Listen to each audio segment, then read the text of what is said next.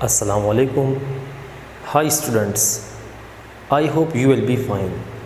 Dear student, today I am going to deliver lecture number 6, which is related with simple pendulum. In this lecture, we will discuss about the time period and frequency of simple pendulum. Students, पिछले lecture में मैंने simple pendulum की topic को explain किया था। उसमें मैंने mathematically साबित किया था कि simple pendulum simple harmonic motion perform करती है।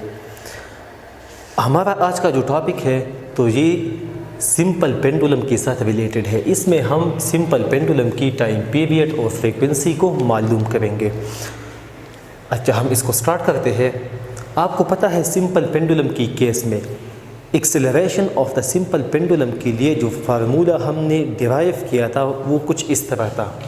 Acceleration of simple pendulum is equal to negative time g x divided by l. Suppose कर ले मैंने इसको इक्वेशन 1 कहा।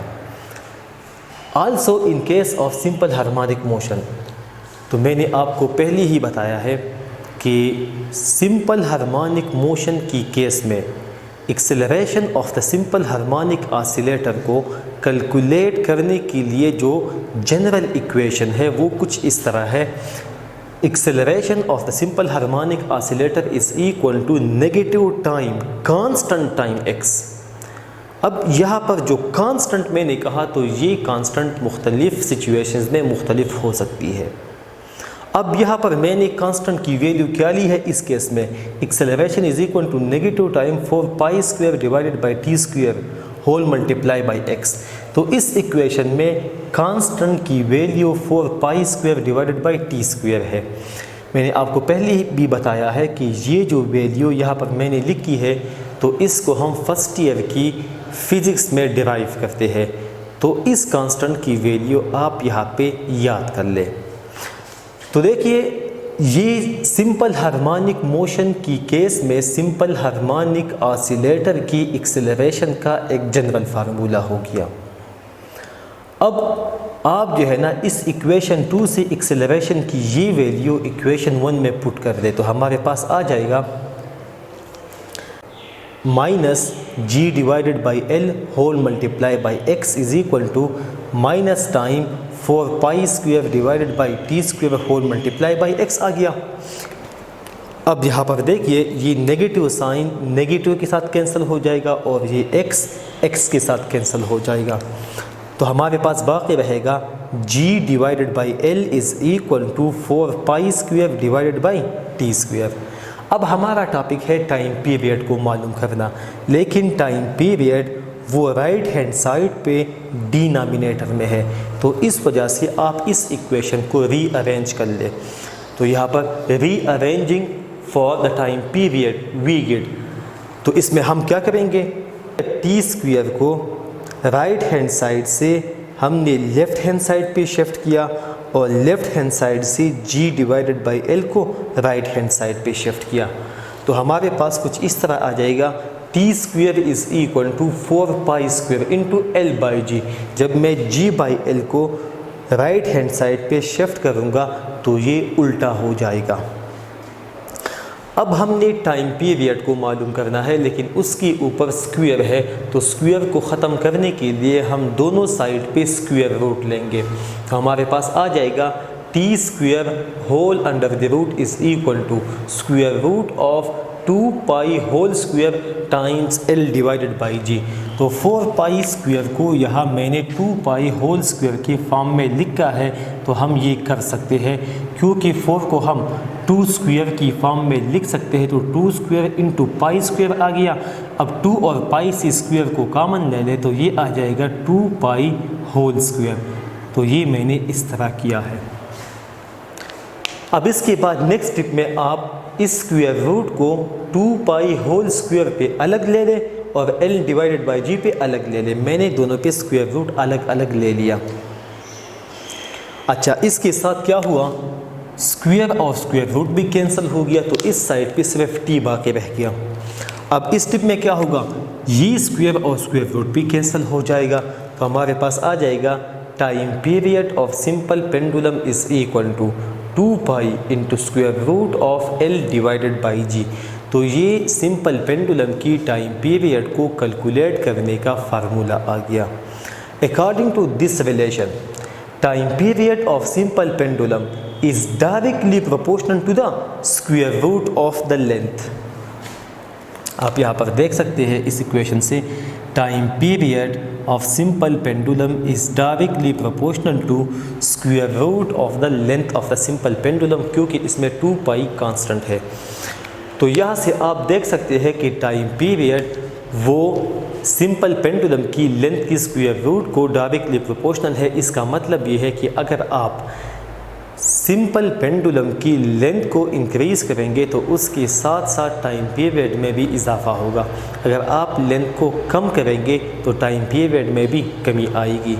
इसके अलावा टाइम पीरियड ग्रेविटेशनल एक्सेलरेशन पर भी डिपेंड करती है, और यहाँ पर डिपेंडेंस कुछ इस तरह है, time period of simple pendulum is inversely proportional to square root of gravitational acceleration.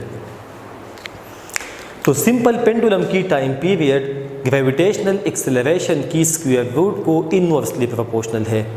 इसका मतलब ये है कि जिन प्लेसेस पे g की वैल्यू ज़्यादा होगी तो वहाँ पर टाइम पीरियड कम होगा, और जिन जगहों पे g की वैल्यू कम होगी वहाँ पे टाइम पीरियड ज़्यादा होगा।